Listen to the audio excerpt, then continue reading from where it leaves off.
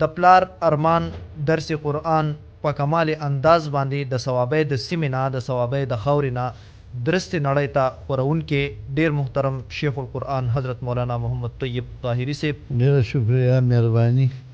او زه تاسو ته هرکلی وایم چې تاسو تکلیف وکړه راغلئ، الله هم خوشحاله کړه او الله ستاسو دې کار کې ډېر برکتونه واچوي. یو څو سوالات تنقیدي هم وي، د اولس غوښتنې دي. جماعت اشاعة توحید والا علماء دیوبند وایي چې یاره دا زموږ نه جدا خلک دي یا جدا فرقه ده، نو اصل دیوبندیان څوک دي؟ دیوبندیان خو موږ یو، اوس والله اعلم چې خلک راته نه وایي هغه د هغوی خوښه ده. صحیح. حضرت وفاق المدارس په حواله باندې زه پوښتنه وکړم چې اوس تاسو وفاق کې ګڼلې، نو د وفاق المدارس نه د وفاق د بدلولو وجه څه وه، او نصاب چې کوم دی هغه د وفاق المدارس نصاب دی او که نه تاسو ځان له بل نصاب جوړ کړی؟ هغوی موږ ته د میرانو په نظر باندې کتل. د هغوی په میټینګ کې به موږ نه غوښتل، زموږ ملګري به یې نه غوښتل. زه خو پرېږده، حالانکه زه خو د یو عالمي جماعت امیر وم، زما مدرسه هم هغوی سره رجسټر کړې وه او زما د یو شاګرد په وینا مې رجسټر کړی و چې هغه راته مینت کړی چې زه دې کې ذمه دار سړی یم. نو ما ورته ویل ټیک شوه، خو د هغوی رویه چې ده نو هغه زموږ د ملګرو سره ښه نه وه. حضرت ویلی کېږي هم او کتلی کېږي هم چې ستاسو سیاسي رجحان پاکستان تحریک انصاف طرف ته دی.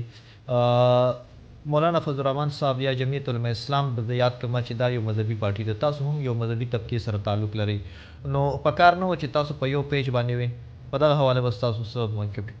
نو زه خو د سیاسي پارټو سره د یوې سره هم زما تعلق نشته او نه د هغوی پیروکار یم. خلک به مې تړي، څوک به مې تحریک انصاف سره تړي، څوک به مې جماعت اسلامي سره تړي، خو زه د چا سره تړلی نه یم. او البته کلمة حق ضالة المؤمن فحيث وجدها فهو حق بها. حضرت په نن دور کې مناظره څومره ضروري ده، په کوم نظر ورته ګوري، او مناظرې دا چې اوس کومه مناظرې کېږي خلک یې کوي دا څنګه دي، او د مناظرې طریقې کار څنګه؟ د شهرت دپاره یو ښه زاویه ده. مناظرې نیستې مکاړسې دي. صحیح. او مناظره خو د حق ښکاره کولو دپاره وي. موږ خو ډېر منې کړل خو چې نه منې کېږي، او د شهرت یو ښه ذریعه ده نو مبارزه کوئ یې.